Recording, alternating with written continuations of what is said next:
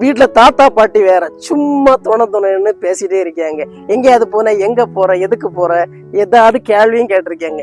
இவங்களோட கிடந்து சும்மாவே இருக்க மாட்டோம். என்னடே புலம்பிட்டே இருக்க?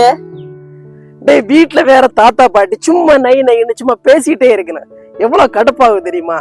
எதையாவது வந்து சொல்லி சொல்லி சொல்லி சொல்லி அப்போ ஒரு நேரம் இருக்க விட மாட்டோம். அங்க போயாச்சுன்னா எதுக்கு அங்க போறேன்னு கேட்கணும். ஏதாவது சொன்னாச்சுன்னா அது அப்படி இது அப்படின்னு கேட்கணும். ஒரு நேரம் இருக்கல. அது வாங்கிட்டா, அந்த மருந்து வாங்கிட்டா, சாதனம் இங்க வாங்கிட்டா, அதை கூட இதை கூடன்னு சொல்லிட்டு சும்மா எதையாவது பேசி பேசி அதுவே கடுப்பா இருக்குடா.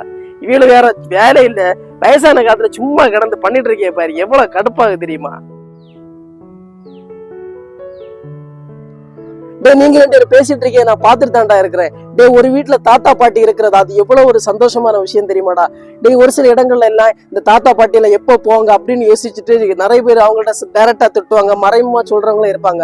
ஆனா தாத்தா பாட்டி ஒரு வீட்டுல இருக்கிறது உண்மையை சொல்லவுன்னா ஒரு பல்கலைக்கழகம்டா, யூனிவர்சிட்டி மாதிரி.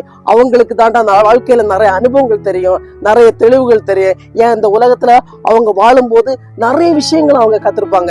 ஏன் அந்த விஷயங்கள் எல்லாம் வந்துட்டு நம்ம கிட்ட சொல்லும் போது நமக்கு கசப்பா இருக்கும். ஆனா அனுபவத்துல வரும்போதாண்டா தெரியும் அதோட இனிமை.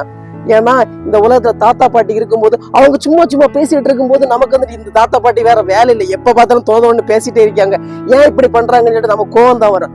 ஆனா அவங்க சொல்றதுல ஒரு 10 வார்த்தை சொன்னாச்சுன்னா அதுல வந்துட்டு ஒரு 2 வார்த்தையாவது நம்ம எடுத்தாச்சுன்னா நம்ம வாழ்க்கையில எவ்வளவு வந்துட்டு விஷயங்கள் அனுபவங்கள்ல நமக்கு தெரிய வரும் தெரியுமா? ஏன்னா உண்மையை சொல்ல போனா தாத்தா பாட்டி வந்துட்டு வயசான காலகட்டங்கள் அவங்க குழந்தை மாதிரி, குழந்தை திறன் தான் அவங்க அதிகமா இருக்கு. ஏன் தெரியுமா?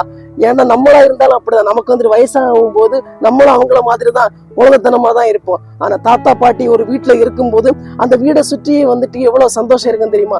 அவங்க சொல்ற விஷயங்களை நம்ம இப்ப காது கொடுத்து கேட்க மாட்டோம்.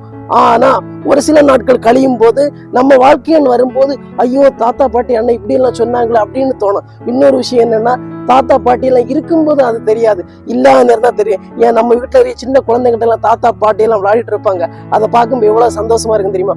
உண்மையை சொல்ல போனா இந்த உலகத்துல இருக்க எல்லா வீட்டுல இருக்க தாத்தா பாட்டி வந்துட்டு இந்த உலகத்துல உண்மையிட்ட ஒரு பெரிய பொக்கிஷங்கள் அவங்க இருக்கிறது தெரியுமா? இல்லாத நேரம் தான் நினைச்சு நம்ம வருத்தப்படும். இருக்கிற டைம் நம்ம அன்பு காட்டுவோம், அதுவே வாழ்க்கையில நமக்கு சந்தோஷமா இருக்கும்டா.